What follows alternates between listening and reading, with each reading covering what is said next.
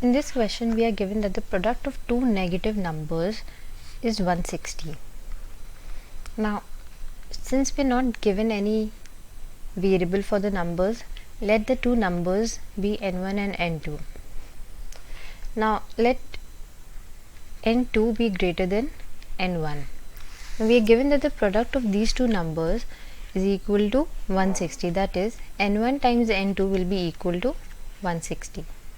This is our equation 1. Now, we are also given that if the lesser of the two numbers is 4 less than twice the greater. Now, we are going to focus on this part of the question stem and try to translate it. Now, the lesser of the two numbers, we know that n1, we assumed n1 to be less than n2. So, n1 will be equal to, it is 4 less than twice the greater. Now, twice the greater means 2 times the greater number, and 2 times the greater number will be 2 times n2, and it is 4 less, that means we have to subtract 4.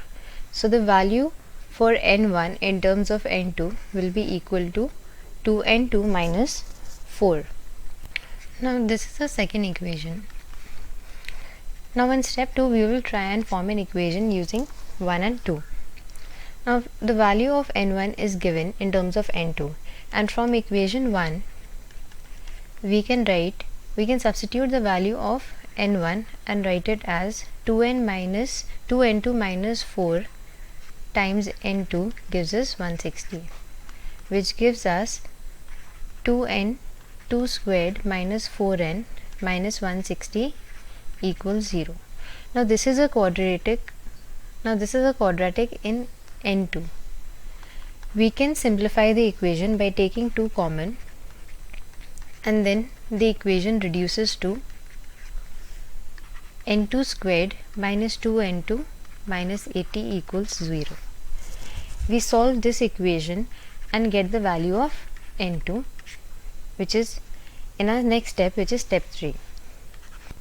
Now, n2 squared minus 2 times n2 minus 80. When we do the middle term break, we get n2 squared minus 10n2 plus 8n2 minus 80 equals 0. This gives us that n2 minus 10 multiplied by n2 plus 8 equals 0. From this, we can conclude that either n2 is equal to 10 or n2 is equal to minus 8. Now, keep in mind that the question mentions that the numbers were negative. So, n2 equal to 10 cannot be the value of n2. That means the correct value of n2 will be equal to minus 8.